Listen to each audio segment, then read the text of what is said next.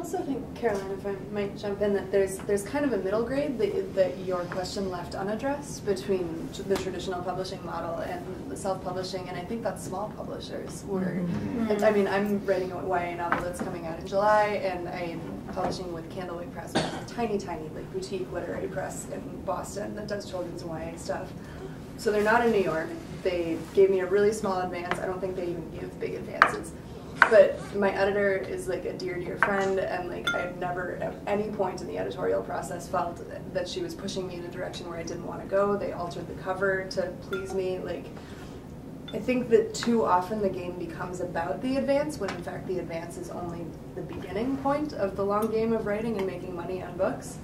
And so I think if you are willing to accept a smaller advance and kind of like eat shit for a while, then you can follow the traditional publishing model and at the same time retain some control. But I'm saying this all before the pub date of my book. So no, I think it's a really great point. And one of my clients, my former clients, Lisa Brockman, who wrote Rock Paper Tiger, published by Soho. I mean, they sent her they sent her on tour. They like did so much for her book, much more than what some of the major publishers were doing. Personalized attention. Yeah, it's the personalized attention. When you go into a bookstore, they know Soho, they know the brand, they know what Soho means, and so there's definitely a place for small publishers who know what they are, they know their niche, and they do it really well. And I think that publishers like that are definitely going to still be around because they can really offer an author something. They offer a brand, they offer individual attention, and they offer things that you can't do on your own. Whereas sometimes major publishers, when they're really working, they'll do that. But too often things fall through the cracks, and you're just sort of getting funneled through the system without any individualized attention. And so yeah, I think that's definitely, it's worth remembering. Say you didn't have your job at CNET. Say you were just writing your books. How much time would you spend a day, do you think, on social media? When I did have my job, I spent. Know how much time you do spend too. Right now, well, you mean on his personal social media as opposed to his job? I spend about half an hour to an hour per post. And I write 5 a week, and then it takes about half an hour to read and respond to comments. So you're talking about blog posts. You're talking about your blog, not Twitter and Facebook. Twitter, but I honestly don't spend that much time on Twitter and Facebook. So so what's the benefit? So that's my second question, which is like, okay, 85,000 followers, but you don't spend very much time on Twitter. Well, I think you got him from his blog. So because his blog was so popular at the time. So, but do post on Twitter. You have to feed something to the blogs, right? Yeah, but I'm not on it all day long. I think, social media, I think, is about having a base somewhere. You use one thing as your base. My blog is my base. That's really where I devote the majority of my energy, and it's where the majority of people are actually following me is on my blog. From there, on Twitter, I don't know. I just do a couple tweets a day. But that doesn't take very long. It takes. So you're really less than an hour. You'd be spending less than an hour on blog posts and Twitter. In a writing day. Yeah, it doesn't. It doesn't. It has the appearance of taking up so much time. So you don't follow that many people? Because that's the thing to me. It's like it's just so. I mean, the whole how much time you spend reading the people that you follow. I spend a lot of time reading blogs, so that's, I mean, outside outside the half hour a day? Yeah. I probably spend another half an hour to an hour reading blogs a day. So so actually we're up to an hour and a half. Yeah. Up to an hour and a half to 2 hours. Yeah. Did you spend more time before you were working at CNET? No. That's about the same. And in fact, my time, I haven't. It's pretty much the same. It just doesn't take that much time. That's a lot of time. It is, but but it's also not something that it's going to get in the way of a day job plus writing. I don't feel completely overwhelmed in a day. Plus, it's your job partly. I mean, now especially it's my job to sort of keep on top of everything. Well, but even as a agent, having a blog.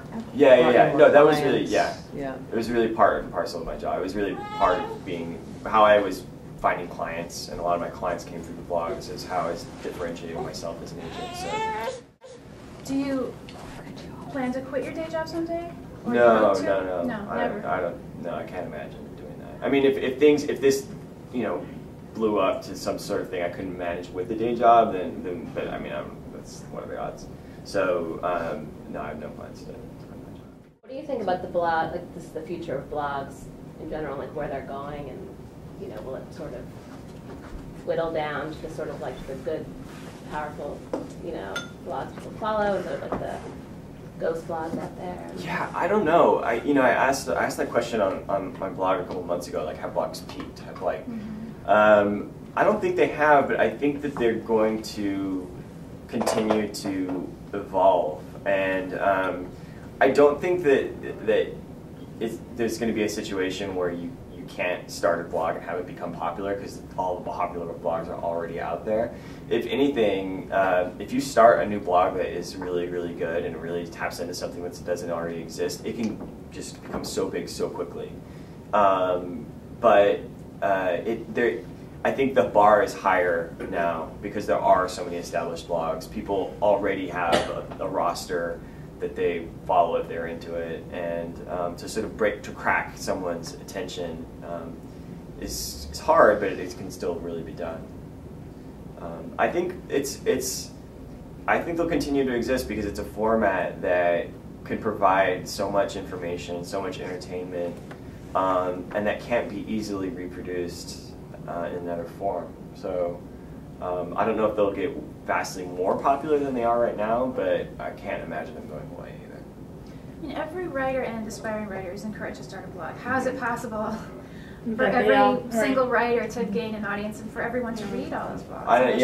It's not possible. Yeah, I don't think that's. I don't agree that everyone should. I know that that's what authors are told, and I mean, authors are often encouraged to do everything. You know, you have to blog, you have to tweet, you have to post to Facebook, you have to do Tumblr, you have to do this and that. And it's, I don't believe that. I think that everyone is better off doing what they're good at. And you know, if that's blogging, that's awesome. Do blogging. If it's Twitter, do Twitter. It's Facebook.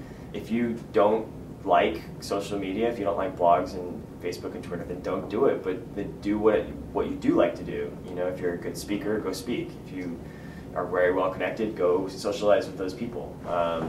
So I think that but I think what's unfortunate about it is I think it's sort of reflective of the fact that I don't know how much publishers, I think that publishers don't necessarily have the ability to impact a book's chances in the way that they used to. As shelf space disappears and as there are fewer bookstores, it's become harder for publishers to really move the needle, and so they're really depending a lot on the authors to do that themselves. And so they're just like, go do it, you know, and go do all of that, and then come back and talk to us. And I don't know. I think that if you're not enjoying it, it's not gonna work.